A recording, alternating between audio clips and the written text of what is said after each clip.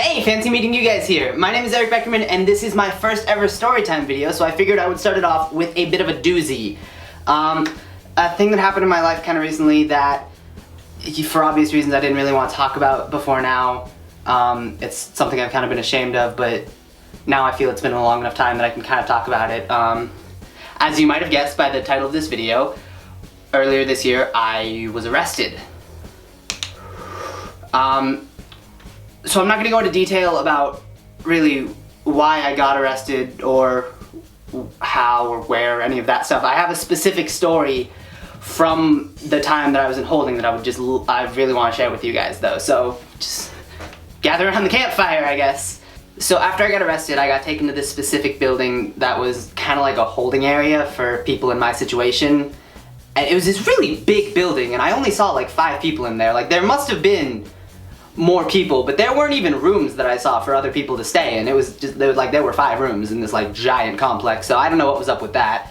But also it was this really weird like prison area. Like there was a water section and like a fire pit and cappuccino machines and a clown. So I don't know what was happening with that. So to lessen our sentence, me and some of the other people that were in this holding cell had to do a few hours of community service in downtown in this area that had been absolutely destroyed by gang activity. This was kind of when riots were happening and there was this one gang that just destroyed the entire town.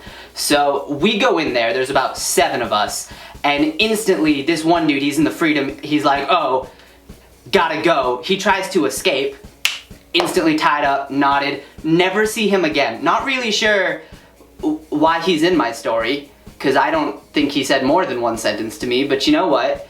He had braids, so why not? Not. So now my squad's down to like 6 or 20 or something. I don't know, there were a lot of like security, military personnel there, I think. Like, once again, they didn't really serve a purpose to my story. Like, I don't think any of them said a single thing or did a single thing, and I'm not really sure why they were there, but there were people. So we're going through the city and we encounter some of the gang members and we have to fight our way through this just desecrated city in the middle of a riot. And once again, all of these like 6'2" Navy SEAL military security personnel, they're not doing anything. Like they're just back there while the prisoners are fighting. Like we brought them along. They could have at least like fired a gun or something. They could have helped out. I think they went to take a coffee break. They were in their trailers. I don't know what was happening with that. Anyway, we get to this building that's kind of like the hub of the city and we climb all the way to the top of it. We get to the roof and then finally there's a helicopter, I guess, that's seeing all of this and is gonna rescue all of us, or one of us, the pretty one, maybe, I don't know. And so this helicopter comes and it instantly gets shot down by the gang and just explodes, giant fireball. But also, everyone in the helicopter survives. Because, screw you, this is my story.